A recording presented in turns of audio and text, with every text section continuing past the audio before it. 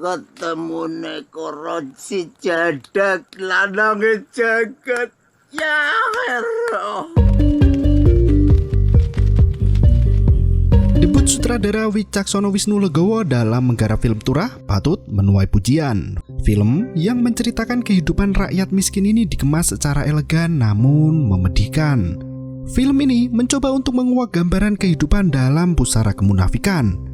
Dalam puncaknya, terjadi konflik kelas di mana pertentangan terjadi antara tuan rumah dan buruh tani. Alur cerita yang tidak mudah ditebak serta akting natural dari tokoh menjadi keunggulan film ini. Sangat pantas jika film Turah berhasil memenangkan Asian Feature Film dalam Singapore International Film Festival. Langsung saja berikut ceritanya.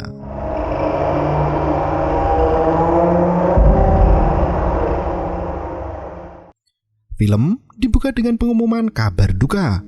Slamet, bocil berusia 9 tahun mati tenggelam di sungai sore tadi. Pemakaman mayat Slamet dilakukan malam hari tepat pukul 18.30. Dengan penerangan lampu petromak, warga Kampung Tirang berbondong-bondong pergi ke pemakaman. Mereka melongok tanah makam Slamet yang masih segar dan keluarga yang mengambau dalam duka. Seorang pria bernama Turah pulang ke rumahnya.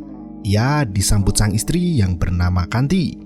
Percakapan malam itu tak jauh dari kenangan mereka terhadap anak Pak Tamin yang baru saja meninggal. Turah berkata jika sebelum Slamet meninggal, anak itu merengek pada ayahnya agar dibelikan layangan. Pak Tamin enggan membelikan layangan dan justru memarahi anaknya. Melihat hal itu, Turah membuatkan Slamet layangan dengan bambu dan kertas seadanya.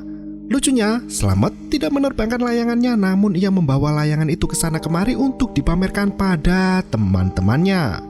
Turah merasa sangat bahagia melihat Slamet memamerkan layangan yang selama ini diidamkan. Pembicaraan beralih ke kondisi Turah dan istrinya yang masih belum memiliki anak. Tampaknya Turah mulai khawatir dengan masa tuanya. Ia takut jika di masa tua tak ada yang merawat dirinya. Mendengar hal itu, Kanti mencoba untuk menjelaskan kondisi kehidupan mereka. Ia berkata jika sehari makan 3 kali adalah momen langka bagi keluarga kecil itu. Punya anak dalam kondisi yang sulit hanya akan membunuh mereka hidup-hidup. Kanti tak tega jika anaknya kelak harus merasakan penderitaan yang amat pedih seperti yang dialami anak-anak di kampung itu. Esok harinya, anak-anak mandi di hilir sungai. Petugas sensus mendatangi rumah Turah untuk mendata keluarganya. Kanti dan Turah sama-sama kelahiran Tegal dan menetap di Kampung Tirang. Di kesempatan itu, Kanti mengeluh pada petugas jika listrik dan air masih belum ada di kampungnya. Wanita itu ternyata sudah sering mengadukan permasalahan kebutuhan pokok warga kampung, namun tak ada tindakan nyata dari pemerintah setempat. Sementara itu, jawaban dari petugas sensus tidak memberi titik terang dan mengatakan jika itu bukan wewenang mereka. Pak, saya tidak tahu, itu bukan kerjaan saya. Turah masih berjalan untuk menuju ke tambak ikan tempat kerjanya. Ia berpapasan dengan gadis kecil bernama Sulis. Terlihat gadis itu tengah menimba air bersih. Ketersediaan air bersih di kampung itu berasal dari desa lain. Mereka harus mengangkut air bersih menggunakan ember ataupun drijen pada hari-hari tertentu. Di tepi sungai, Pakel datang membawakan air bersih. Pemuda desa, Agung, menimba air itu bolak-balik untuk memenuhi kebutuhan air warga kampungnya. Saat Turah datang, Pakel menyampaikan pesan dari Juragan Darso untuk Turah. Mulai hari itu, Turah tak perlu mengurus tambak ikan lagi. Turah diminta untuk menjaga tambak dan mengawasi kesejahteraan Kampung Tirang. Pria Kampung Tirang itu pun terkejut dengan statement Pakel. Ia berkata jika Juragan Darso tidak memberitahukan apapun saat bertemu kemarin. Pakel menyuruh Turah untuk pulang ke rumah dan menunggu Juragan Darso. Karena sore nanti Pak Darso akan mengunjungi rumah Turah. Yang mulanya Turah akan pergi ke pelelangan ikan, ia pun kembali pulang ke rumahnya. Ya, yung takantani ng balongan po eh. Kanti masih memasak makanan untuk makan siang. Ia heran mengapa suaminya pulang sangat awal. Turah pun menceritakan apa yang ia dengar dari Pakel. Kanti merasa senang dengan tugas baru yang diemban suaminya itu. Kanti bisa makan siang bersama suaminya di rumah tanpa harus mengantarkan makanan ke tambak. Di tempat lain, Jadak sedang adu mulut dengan istrinya Rum. Ia berkata jika wanita seharusnya berada di rumah, beres-beres, masak, dan terima ngangkang. Mendengar perkataan suaminya, Rum menaikkan nada bicaranya. Ia berkata jika nafkah yang berikan Jadak tak pernah cukup untuk memenuhi kebutuhan sehari-hari. Terlebih lagi, anak mereka, Roji, akan segera masuk sekolah, dan Rum sedang hamil anak kedua. Jika Rum tidak bekerja, sudah dapat dipastikan anaknya putus sekolah dan kelahiran anak kedua entah akan bernasib seperti apa. Jadak tak mau kalah suara. Ia balik membentak Rum dan berkata jika wanita yang tengah mengandung anaknya itu adalah istri durhaka. Turah mencoba melerai mereka berdua. Namun amarah pasangan suami istri itu tak bisa dibendung lagi. Rum masuk ke rumah dan mengambil pisau. Ia meminta Jadak untuk membunuhnya saja daripada harus hidup susah dan melihat anak-anaknya susah. Turah dengan sabar mengajak Jadak untuk menjauh dari istrinya yang masih mengamuk. Sementara itu, tetangga mereka hanya bisa terdiam seperti pemandangan itu adalah hal yang biasa dan sering terjadi. Sore harinya Pak Darso menemui Turah. Terlihat Turah sedang mengasah bambu untuk dijadikan kerajinan. Pak Darso merasa kagum dengan keterampilan yang dikuasai Turah. Ia berkata jika hasil kerajinan Turah bisa dijual dan akan laku dibeli orang. Sebenarnya kan bisa gawe kayak gini ya. Dengan didampingi Pakel, Pak Darso meminta Turah untuk mengawasi ketentraman Kampung Tirang. Ia berpesan agar Turah bisa menyelesaikan permasalahan yang ada di kampung itu dan melaporkan jika terjadi masalah besar dan genting. Setelah memberikan instruksi itu, Pak Darso selalu bertanya apakah ada kebutuhan lain yang diperlukan Turah untuk menuaikan kewajibannya. Setelah tidak ada, ia mengajak Turah untuk berkeliling kampung. Mereka menemui Pak Kandar, yaitu orang yang memelihara kambing milik Pak Darso. Setelah menanyakan pekerjaan, Pak Darso kembali menanyakan apakah ada hal lain yang dibutuhkan untuk merawat kambing. Setelah tak ada keperluan lainnya lagi, Pak Darso memberikan segepok uang tunai dan melanjutkan berkeliling kampung. Kali ini mereka menemui Sulis, gadis remaja yang pintar menulis dan menggambar. Malangnya, Sulis hanya tinggal bersama sang nenek di kampung itu. Tak ada tulang punggung yang menanggung jawabi mereka. Pak Darsolah yang selama ini selalu memberikan uang untuk Sulis dan neneknya. Setelah mendapat uang dan buku, Sulis menyimpan uang itu di dalam kotak kardus. Tak berselang lama, Kanti datang untuk membawakan makanan seperti hari-hari biasanya. Pak Darso kembali berjalan. Ia mengunjungi rumah Jadak. Terlihat Rum sedang menjemur nasi sisa. Pak Darso menanyakan keberadaan Jadak. Rum mengeluhkan kelakuan Jadak yang hanya bisa mabuk-mabukan dan judi. Pak Darso berkata jika Jadak tidak ada di tempat pelelangan ikan. Bahkan Jadak sering mangkir dari pekerjaannya. Perlahan, Pak Darso bertanya apakah Jadak memiliki pekerjaan sampingan. Rum berkata jika ia sudah memperingatkan suaminya untuk bekerja di siang hari. Apalagi ngocok ya? Namun Jadak justru sibuk memainkan nomor togel dan minum minuman keras. Pakel berbisik, mungkin Jadak punya selingkuhan di tempat lain. Mereka hanya terdiam. Setelah semua warga dikunjungi, Pak Darso pun pamit. Ia memberikan pesan pada Turah untuk memastikan para warga nyaman dan mendapatkan apa yang dibutuhkan. Bersama orang kepercayaannya, Pakel, Pak Darso menyeberangi Sungai Tirang untuk kembali ke rumahnya. Kampung Tirang terletak di sebelah barat pelabuhan perikanan pantai Tegalsari. Adalah sepetak tanah yang timbul berasal dari endapan air sungai. Tanah seluas 13.500 meter itu digunakan sebagai tempat bermukim orang-orang yang kurang beruntung. Kampung ini sempat terisolasi selama puluhan tahun dari keramaian dan perhatian pemerintah setempat. Tak ada air bersih dan aliran listrik di sana. Notabene dari mereka berprofesi sebagai nelayan tradisional dan peternak. Mereka menggantungkan hidupnya dari tangan-tangan para dermawan yang tinggal di perumahan seberang Kampung Tirang. Saat petang menjelang, Turah membawa solar untuk menyalakan mesin genset. Untuk penerangan malam, kampung itu menggunakan generator listrik dengan bahan bakar solar. Saat masuk ke gubuk genset, Turah dikejutkan dengan kondisi Jadak yang sudah mabuk berat. Saat kesadarannya setengah hilang, Jadak mulai mengutarakan isi hatinya yang sesungguhnya. Ternyata tadi pagi ia tidak mendapatkan jatah dari istrinya, padahal lagi keras-kerasnya. Jadak pun berkata jika ia memiliki hubungan gelap dengan istri Pak Darso yang bernama Ilah. Ia melakukan hubungan senggama dengan istri juragannya sendiri. Ya Hero. Tak mau tahu lebih banyak, Turah merangkul Jadak dan membawanya pulang. Di rumah Jadak, Rum dan Roji tengah bepergian. Akhirnya Turah merebahkan Jadak di kursi teras rumahnya. Karena hari semakin gelap, Turah bergegas menyalakan genset untuk menerangi kegelapan malam di Kampung Tirang. Di rumah, Kanti bercerita jika tadi pagi ia bertemu Ilah di pasar. Kanti terkagum-kagum melihat penampilan Ilah yang semakin glowing dan bohai. Kanti juga berkata jika parfum Ilah sangatlah wangi, bahkan bisa tercium dari jarak 5 meter. Turah merespon cerita istrinya itu dengan rayuan gombal. Ia berkata akan membelikan parfum yang baunya sama dengan milik Bu Ilah. Pagi harinya, Kanti seperti biasa membuka pintu dan jendela rumah Sulis. Ia menyapu lantai rumah itu dan melakukan pekerjaan rumah. Sementara Turah sedang membuat kerajinan dari bambu ditemani oleh Jadak. Pria pemabuk itu meminta maaf atas perkataan yang ngelantur saat mabuk kemarin. Turah dengan santuy berkata jika itu hal biasa apalagi jika ia tengah mabuk berat. Siang itu, Jadak bukannya bekerja tapi malah terus mengeluh di hadapan Turah. Ia berkata jika dirinya sangat iri pada Pak Darso. Juragan itu memiliki istri yang cantik dan kaya raya. Jadak berkata jika ia juga akan menjadi orang sebaik Darso jika punya istri seperti Ilah. Turah mengambilkan teh untuk diminum berdua. Jadak masih terus menggerutu. Ia kini mengeluhkan upah kerjanya yang tak kunjung naik.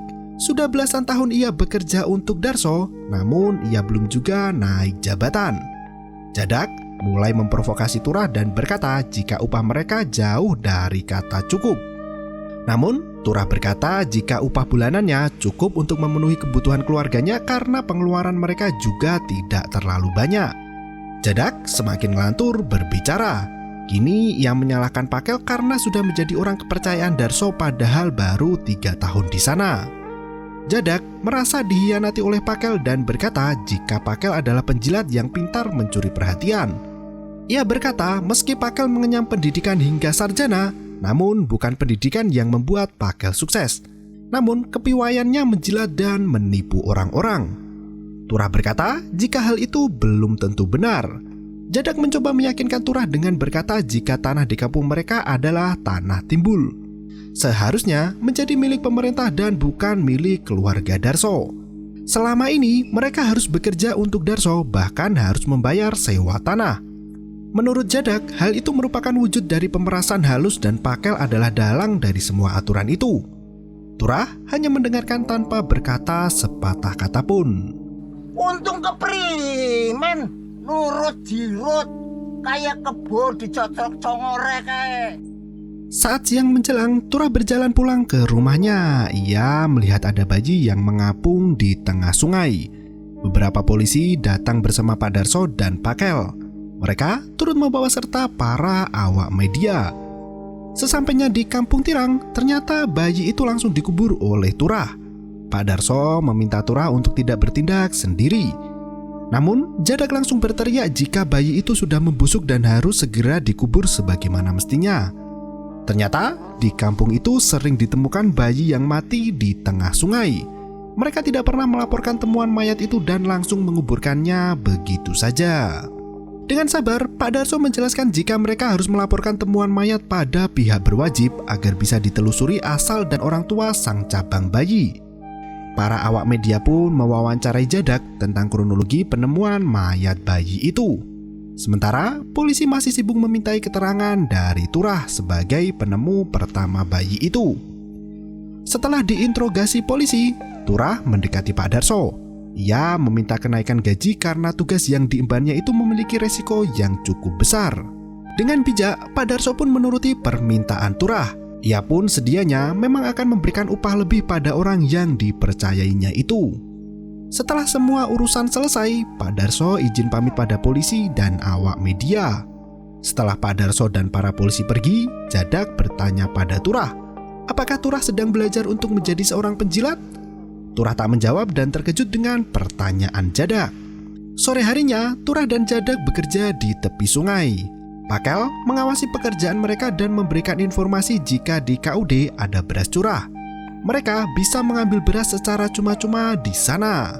Turah pun bergegas pergi ke KUD, sementara Jadak malah marah-marah dan berkata jika beras di KUD adalah beras sisa yang tak layak makan.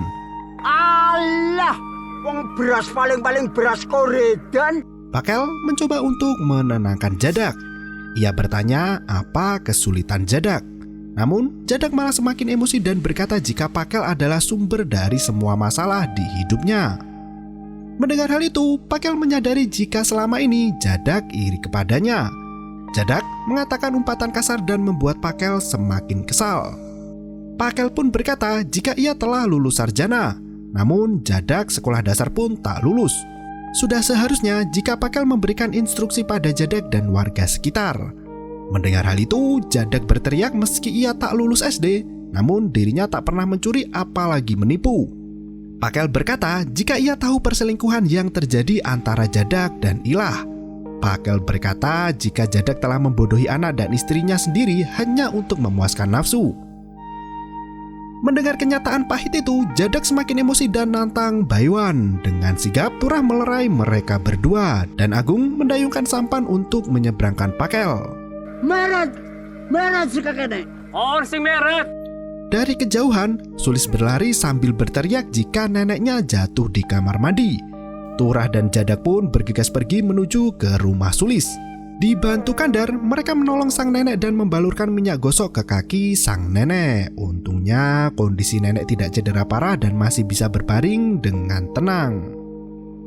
Jadak kembali membuat onar. Kali ini ia mencoba untuk memprovokasi Kandar. Ia berkata jika pekerjaan Kandar adalah mengurus kambing, namun mengapa Darso yang mendapatkan keuntungan lebih besar? Kandar berkata jika itu wajar karena kambing itu adalah milik Darso. Bahkan kandang kambing itu juga Pak Darso yang menyediakan. Namun Jadak kembali menegaskan jika pembagian upah yang diberi Darso itu tidaklah wajar.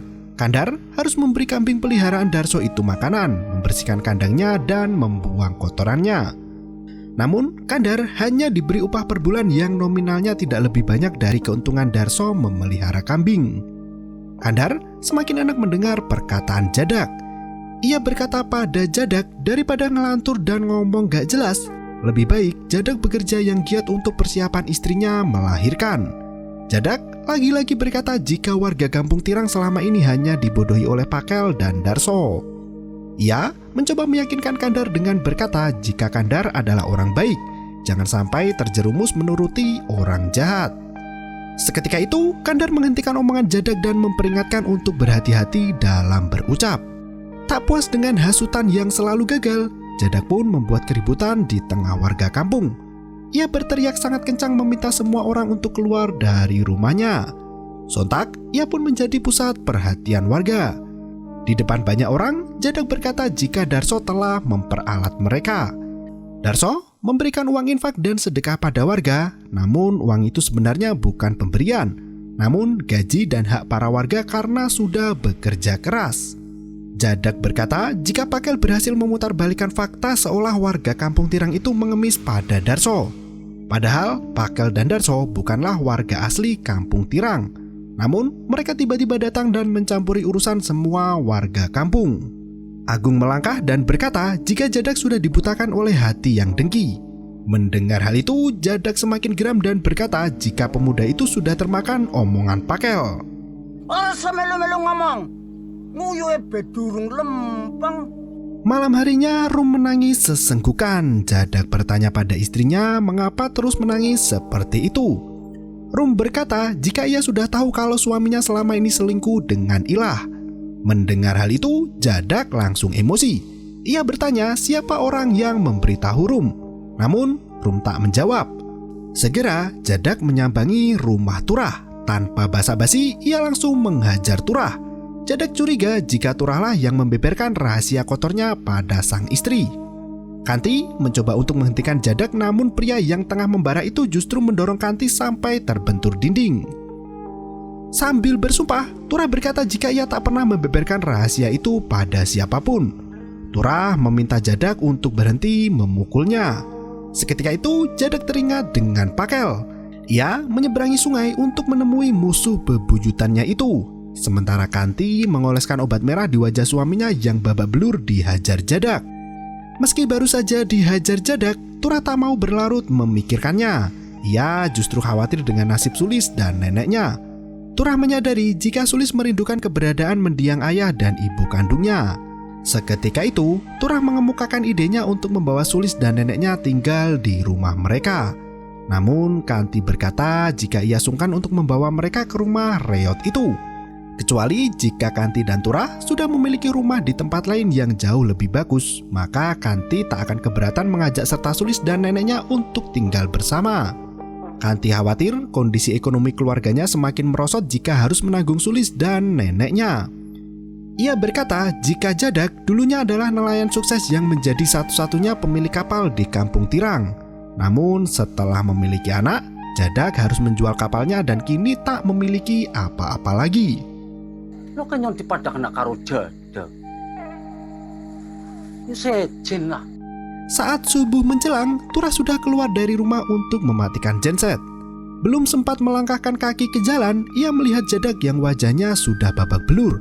Jadak berkata jika di Kampung Tirang akan terjadi kekacauan yang sangat besar. Saat Jadak membersihkan luka di wajahnya, tiba-tiba segerombolan pria datang ke rumahnya.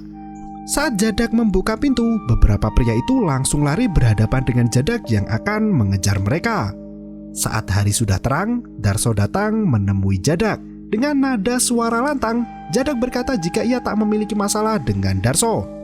Namun, ia ingin Pakel diseret ke rumahnya.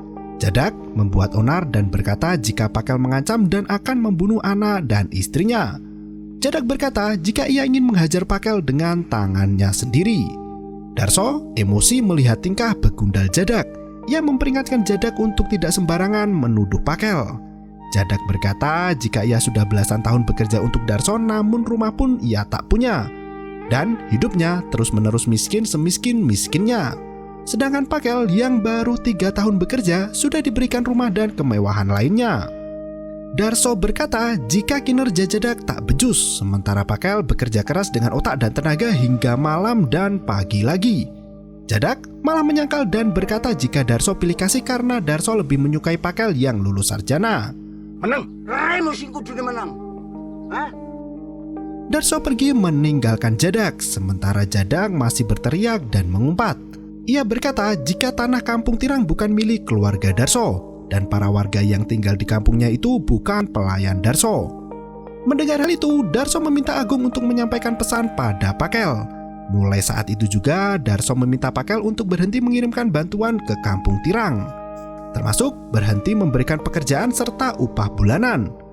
Rum semakin muak dengan kelakuan suaminya. Ia berkata jika Darso dan Pakel bisa dengan mudah membuat warga kampung sengsara seumur hidup. Namun Jadak tak mau berpikir. Ia hanya melangkah pergi meninggalkan Rum entah kemana kakinya melangkah. Sore itu Turah berjalan sendirian keliling kampung. Jadak memanggilnya dan bertanya pada Turah ada di pihak siapa, Pak Darso atau pihak Jadak. Turah mulai emosi. Ia berkata jika yang hidup di kampung itu tak hanya Jadak seorang. Mereka bekerja untuk Darso dan banyak dibantu olehnya. Jika Pak Darso enggan masuk ke kampung mereka lagi, maka semua nasib warga kampung bisa hancur. Turah mempertanyakan maksud tersembunyi dari provokasi Jadak. Jangan-jangan selama ini Jadaklah yang haus akan pujian dan bertingkah jadi sok jagoan. Turah meminta Jadak untuk meminta maaf dan segera menyelesaikan permasalahan pribadinya dengan Pak Darso. Dewe kan baik.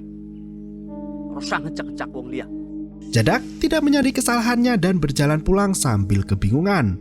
Ia memandangi keadaan sekitar sembari terus berpikir mencari jalan keluar. Saat malam tiba, Jadak masih sibuk dengan nomor togel dan pengumuman pemenang. Di malam yang telah larut, rumah Jadak kembali kedatangan tamu. Ia membuka pintu rumahnya dan disambut dengan bangkai tikus yang diikat di atap teras. Jadak memeriksa sekitar rumah namun tak ada siapapun di sana. Pagi harinya, seperti biasa, Kanti membuka jendela dan pintu rumah Sulis. Turah menemui istrinya dan pamit mau menyeberangi sungai. Ia berkata jika Jadak belum pulang dari semalaman. Rum terus meminta tolong pada Turah untuk mencari keberadaan Jadak. Kanti masuk ke rumah Sulis sembari memperhatikan lukisan yang digambar gadis remaja itu. Setelahnya, ia menyiapkan piring dan makanan di atas meja agar Sulis bisa segera makan bersama sang nenek. Saat malam menjelang, Sulis menyalakan lampu petromak dan menyuapi neneknya makanan. Di tempat lain, Rum bersama anaknya makan malam berdua tanpa kehadiran Jadak. Roji tampaknya kehilangan nafsu makan karena ayahnya belum juga pulang. Rum memaksa anaknya untuk tetap makan dengan cara kasar dan marah-marah. Sementara Kanti masih menunggu Turah. Sembari melipat pakaian, listrik rumahnya terus berkedip. Sepertinya genset belum berhasil dinyalakan. Kanti pergi ke tempat genset itu dan melihat Agung berusaha menyalakannya. Kanti meminta Agung untuk mengisi solarnya dan mencoba memutar pedal genset itu lagi. Namun kekuatan Agung tak cukup untuk memutar genset itu hingga menyala. Selang beberapa saat, Turah datang dan langsung menggantikan Agung. Dengan mudah, pria itu bisa menyalakan genset sebagaimana mestinya. Turah mengajak istrinya untuk ke rumah Jadak. Ia berkata pada Rum jika Jadak dipenjara karena memukuli Pakel. Bukan sedih, Rum malah senang hidup tanpa Jadak. Ia segera berkemas-kemas dan menitipkan kunci rumah itu pada Kanti. Ia berkata jika Jadak sudah ada yang memberi makan di penjara, jadi Rum tak perlu susah-susah menyediakan makanan untuknya. Dengan menggandeng Roji, Rum pergi meninggalkan kampung Tirang. Setelah beberapa bulan berlalu, akhirnya Jadak keluar dari penjara dan kembali ke kampung Tirang. Sesampainya di rumah, terlihat pintu rumahnya digembok. Rum dan Roji tidak kelihatan batang hidungnya. Jadak menjadi semakin bingung dan linglung. Ia menemui Turah untuk mencari tahu apa yang terjadi pada istrinya. Jadak masih belum menyadari kesalahannya. Ia terus merasa jika dirinya benar dan orang lain semuanya salah. Ia berkata jika dirinya belum bisa membahagiakan Roji karena upah yang diterimanya sedikit. Jadak hanya meminta hanya untuk naik gaji dan naik jabatan. Ia juga berkata jika Pakel pasti sedang merayakan kemenangannya. Turah berkata jika semua ini bukan tentang menang atau kalah. Namun cara Pakel bekerja lebih disukai dari cara Jadak. Jadak masih berkelit. Ia berkata jika cara yang digunakan Pakel adalah dengan mencuri dan menipu. Sebelum pulang ke rumah, Turah menyempatkan diri untuk menengok tetangganya si nenek dan Sulis. Ia memberikan kabar jika dokter yang biasanya dibawa oleh Pak Darso tidak jadi datang. Sang nenek berkata jika dirinya baik-baik saja dan sudah diobati oleh Kandar. Turah pun pamit pulang. Sulis menyuapi makanan yang diberikan Turah untuk neneknya. Sementara Jadak tak menemukan makanan bahkan minuman setetes pun di rumahnya. Ia duduk sembari menahan rasa pusing di kepalanya. Jadak masih terus memeriksa pemenang togel di secari kertas. Malamnya, seperti biasa Turah menyalakan genset. Di kegelapan yang ditemani hujan badai, Jadak berbaring di kamarnya sembari membaca nomor togelnya lagi. Orang-orang berlarian membuka pintu rumah dan mengumpulkan air hujan menggunakan ember. Sepertinya pasokan air bersih sudah lama tak datang ke kampung mereka. Seketika itu, pintu rumah Jadak membuka sendiri. Beberapa orang masuk ke dalam dan langsung menghabisi nyawanya. Dari kejauhan, Turah melihat peristiwa mengerikan itu. Seketika, sebuah pedang sabit sudah melingkar di lehernya. Sesampainya di rumah, Turah langsung mengajak istrinya untuk pergi meninggalkan kampung Tirang segera. Tanpa bertanya apapun, Kanti mengemasi pakaiannya dan langsung ikut Turah keluar dari rumah itu. Turah menghampiri Sulis dan neneknya untuk ikut pergi bersamanya, namun sang nenek tetap menolak meski dipaksa. Akhirnya, di tengah hujan badai, Turah hanya pergi membawa istrinya meninggalkan kampung Tirang untuk selamanya. Setelah malam yang mencekam itu, Roji berjalan menyusuri tanah berbatu menuju ke rumahnya, tempat sang ayah berada. Sesampainya di sana, para warga kampung Tirang berkerumun di depan rumah Roji. Mereka melihat jasad Jadak sudah digantung di atas pohon. Cerita diakhiri dengan pengumuman kabar duka atas nama Jadak bin Sayan. Roji terlihat berjalan sendirian tanpa ditemani ibunya dan kamera ditutup. Banyak hal yang tak biasa diungkap dan ditampilkan secara gamblang dalam film ini. Meski usahanya tak berbuah manis, watak Jadak terasa sangat kuat dan dominan. Ia bersikeras untuk membuka kedok Darso dan Pakel yang sebenarnya. Mereka membutuhkan warga kampung Tirang untuk memenangkan pilkada. Hanya saja cara yang digunakan Jadak tidak bisa diterima dengan mudah dan justru membahayakan dirinya sendiri. Di sisi lain, kemelaratan warga kampung membuat mereka tetap bungkam. Padahal sebenarnya jika mereka berkemauan keras, keterampilan Turah dalam membuat kerajinan bisa lebih dikembangkan lagi secara mandiri. Selain itu, keterbatasan akses dan nihilnya kesempatan berkembang di area terisolir itu membuat mereka terpaksa menggantungkan nasib pada Darso. Bahkan di akhir cerita, kematian Jadak dimanipulasi hingga terkesan bunuh diri. Untuk menghilangkan jejak kejahatannya, Turah diancam akan dibunuh jika tidak pergi dari kampung itu. Tragisnya, pelaku pembunuhan Jadak masih belum diketahui identitasnya. Terima kasih dan sampai jumpa.